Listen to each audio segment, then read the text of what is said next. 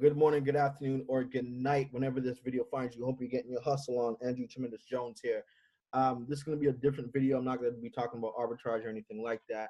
I'm going to be talking to you about the entrepreneur mindset. I don't do much of these videos, but I feel like it's warranted right now because I'm running into a lot of people that have great potential, have unlimited potential, uh, but they are in their own way. And I have to speak to you guys in regards to this because the only difference between successful people and unsuccessful people is the way that they think. That's it. Is the way that they think. It's not the business that you're in. It's not your strategy or techniques. It's the way that you're thinking. If you're not winning in a business or industry that other people are winning in, it's the way that you think. That is it. Change your thinking, change your life. Thoughts lead to feelings, feelings lead to actions, actions lead to results. So you have to be aware about what you are thinking and what you are letting into your mind because it is affecting unconsciously your business and your results. I'm telling you what I know. And so you have to build your mental toughness as an entrepreneur. The misconception about entrepreneurship is that it's all peaches and cream, and it's not. As an entrepreneur, your highs are exceptionally high, but your lows are exceptionally low. And it takes a different type of person. It takes a certain type of personality. It takes mental toughness to withstand the inevitable setbacks that come as an entrepreneur. And way too many people quit at the first sign of defeat because they allow their self-talk to rob them of the opportunity of freedom.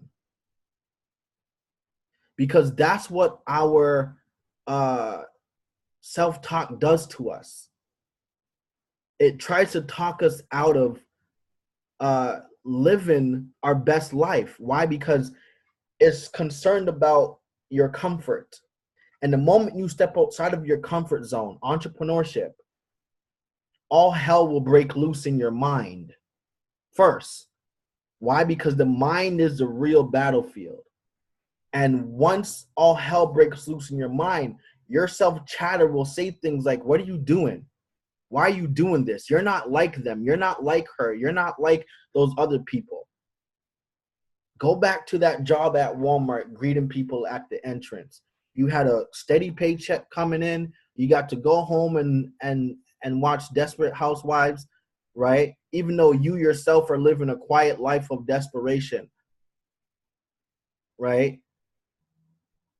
You were at least safe in that mode. That's why many people die at age 25, but never buried to age 100, because they have tried so many things. And because their expectations is not set well, they have the expectation of succeeding right out the gate. And that is mainly because they compare themselves to other people, not knowing that everyone has their individual journey. I succeed because I have a Me Too mentality. As long as I know that someone else has done it and is doing it, I'm going to find out what they're doing, and I'm going to keep doing it until I have equal or greater result. And if I don't have the results, I just have to readjust because it's obviously working. I just have to readjust, realign, recreate, change my keywords, change my capture page, but mainly change my thinking. I have a client who I mentored to make 10 grand a month on eBay years ago, 70 years old. He referred to me his best friend. His best friend is just a few years younger than him. Malcolm went on to do 10 grand. I called Malcolm on Christmas to say Merry Christmas to him of that year. And I said, hey, Malcolm, you know what? How did you get to 10 grand? He's like, Andrew, listen, at first it was hard, but I stuck in there. And I let go of the way that I was thinking. And I just let go of the process, and I just started listing items like crazy. I stopped worrying about how the item looks or how it feels. I just let go, and I just did exactly what you told me to do. And this is my results. I said, that's awesome. I talked to his friend a few days after Christmas. He'd be like, hey, what's going on? You know what? How come you're only making $300 a month on eBay? And he's like, well, you know what? I see this product, and I see that it was made in China, and this one here, this product here, oh, that's way too expensive, and I can't resell that because who would buy that? I wouldn't buy that, and this, and I can't, and I'm not, and I can't, and I'm like, listen to yourself. You must have said I can't and I'm not over 20 times in our conversation so far. Why is it that Malcolm, your best friend in his 70s, made 10 grand and you only 3? I'm like, could it be your thinking? You guys have the same background, same education. He's not better than you. The only difference is the way that they think. And we get in our own way, especially when we are met with temporary defeat or setback. And if we're met with that several times, we tend to give up. And it's normal. It's somewhat human nature. If you take fleas and put them in a container that's at least 15 inches high, they could jump at least 20 inches high. And you put a lid on this container, the fleas will jump for hours trying to get out, but they'll hit this lid. After an hour, guess what? These fleas will stop jumping. They'll stop. And you could take the lid off and they'll jump, but they won't jump higher than what the lid was originally set. There's no lid there, but they will jump, but not higher than the ceiling that they previously were hidden. And then here's what you do.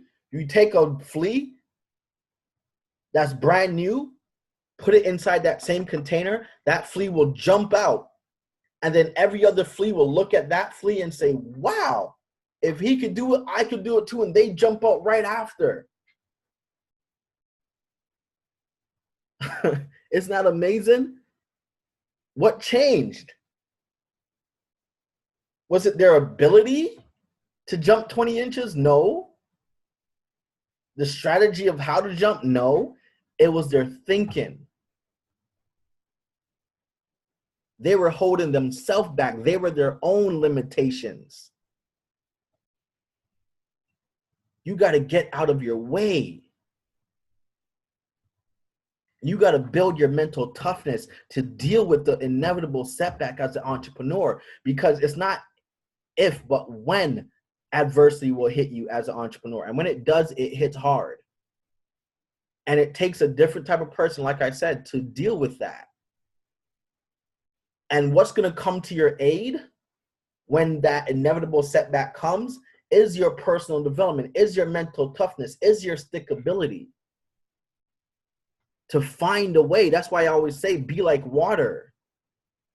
Because the water will go up, around, under. It will find a way. It won't just retreat and go away. That's not its nature. But we have choice. And sometimes we choose to retreat when we should be sticking and readjusting when something doesn't go our way, and laughing at our setbacks and our failures. Right? When I first started out as an entrepreneur when I was 21, I fell on my face many times.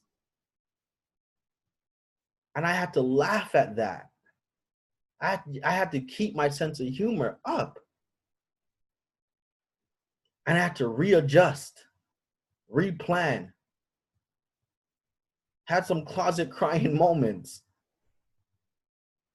But it is in that stage where you find your truth.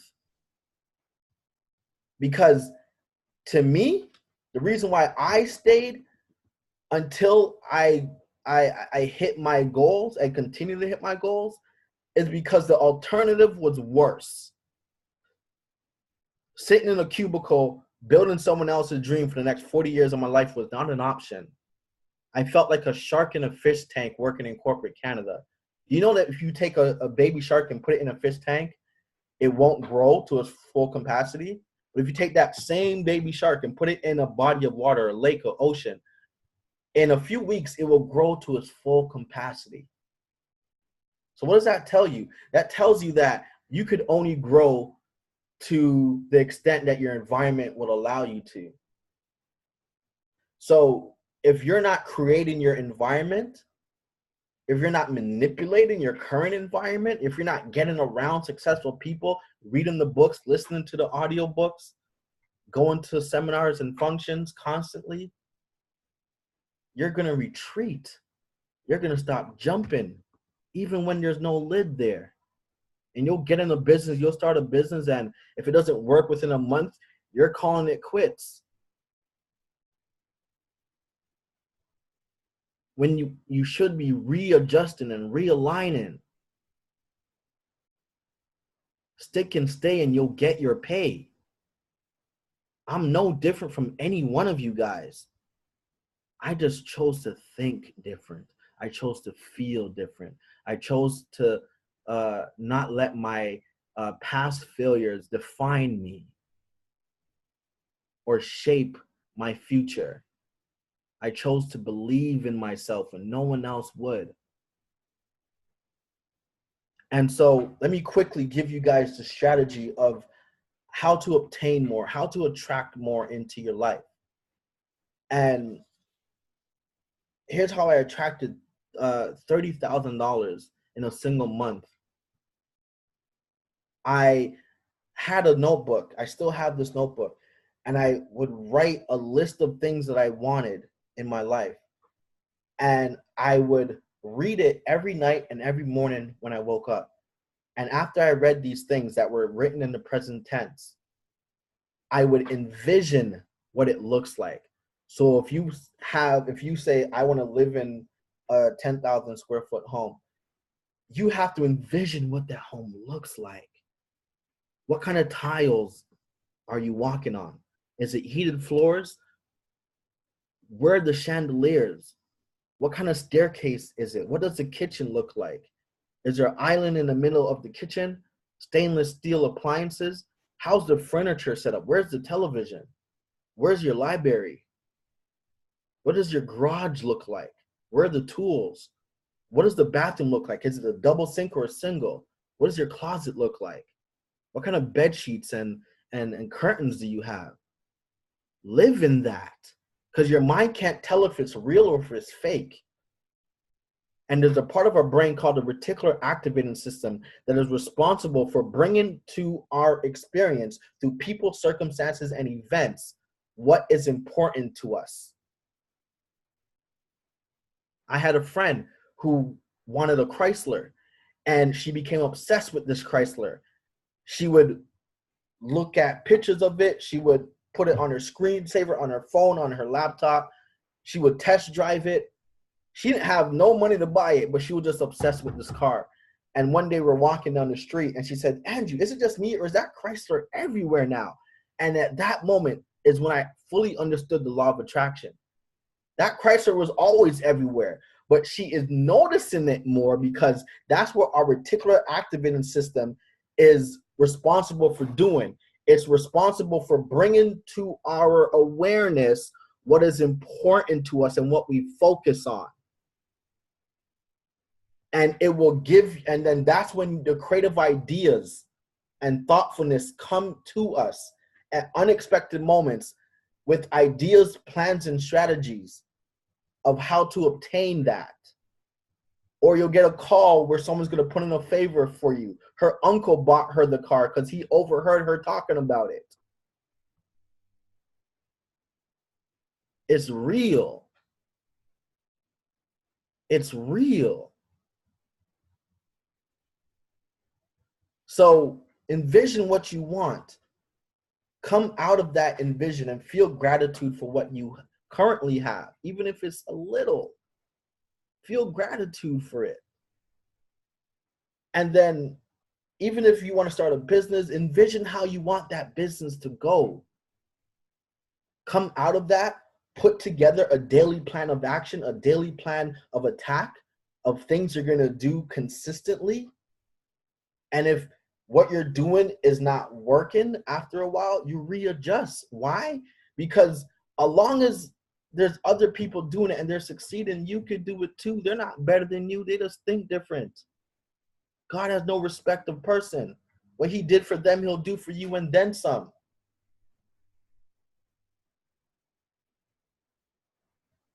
It's hard to do something where there's no example of it. That takes a lot of belief. But if you're getting into an industry where there's other people in the same marketplace, I would meet real estate agents who would complain in my city that, oh, I can't sell a house, the economy and the real estate bubble and the house prices and da da da da. But then I meet Sandy Kennedy, who's making $1 million a year in that same crap economy in that same city. He's making $1 million a year. And I called Sandy Kennedy, who's the #1 real estate agent for Remax in the city of Brampton, where I live. Well, I don't live in Brampton, but I used to live there. And it's a small suburb out in Ontario, Canada. And I called them up and I said, listen, I talked to so many real estate agents and they say that they're not making money because of the economy, because of this. And he's like, your income is not based on the economy. It's based on your philosophy, how you think. He's like, way too many real estate agents are afraid to do certain things that I do. Not willing to take the risk and not willing to go the extra mile. They want to, but their level of thinking won't allow them to. They hit the lid so many times. And even though there's no lid there, they're jumping, but they're not jumping out of the container of their current results.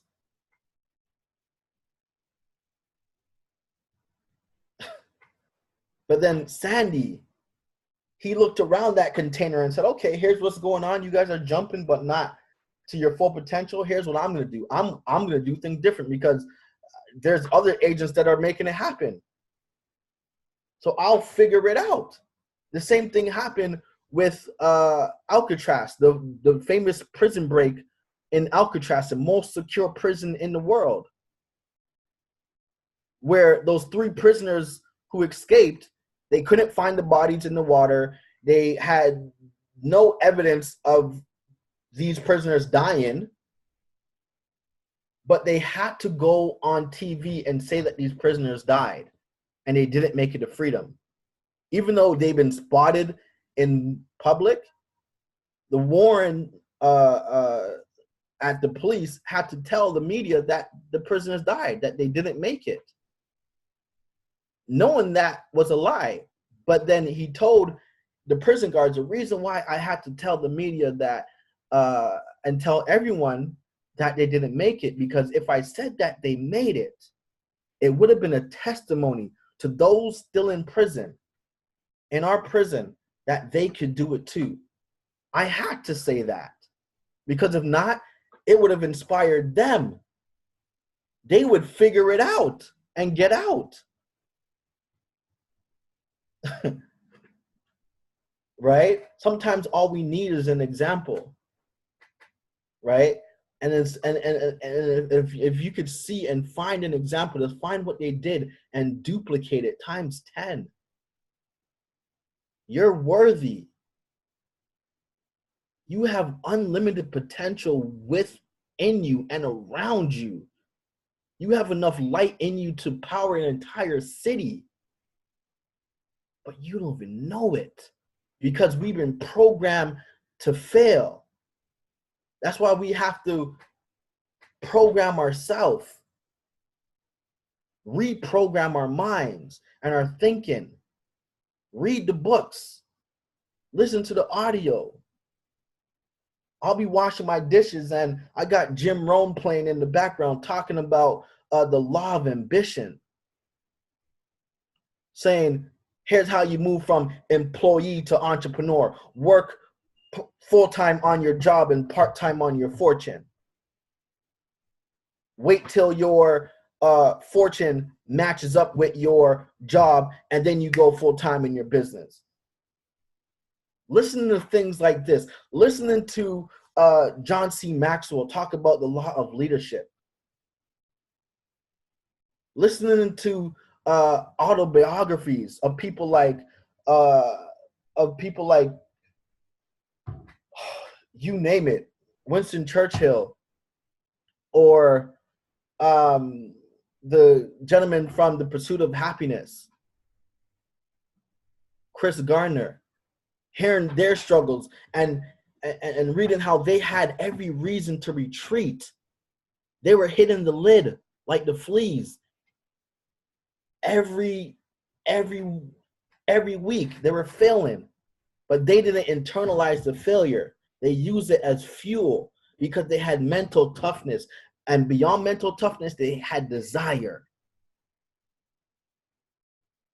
That's why they say you have to start with why. Why are you doing what you're doing?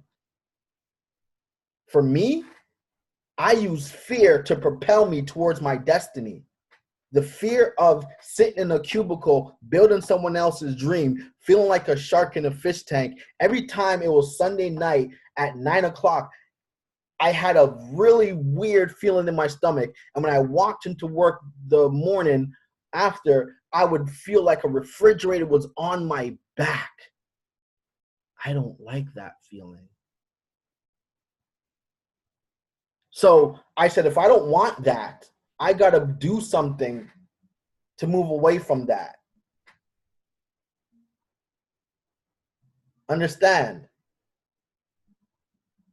Okay? Fear is a good thing. I'm not going to tell you to eliminate fear. Fear is good. Right? Because the fear of me going back to that scares me. And so it propels me to do what I do. Some people put pictures on their wall of things that they want, cars and stuff. I put a picture of a cubicle on my desk. Because I know that if I don't do what I need to do, I'm going to end up right back there in that cubicle. I'm going to have to go right back into the job line. Don't get it twisted. Just because I'm making money, it don't mean that I can't relapse back. I got to work. Don't let the illusion of passive income and residual income and what it's possible. We have it. But you still got to put in the work. You still got to build. You still got to grow.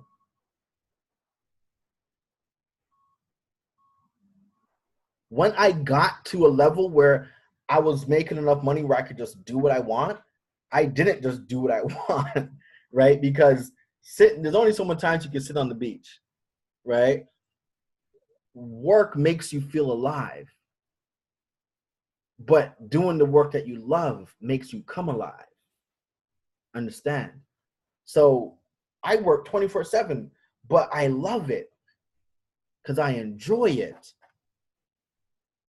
Understand? Okay?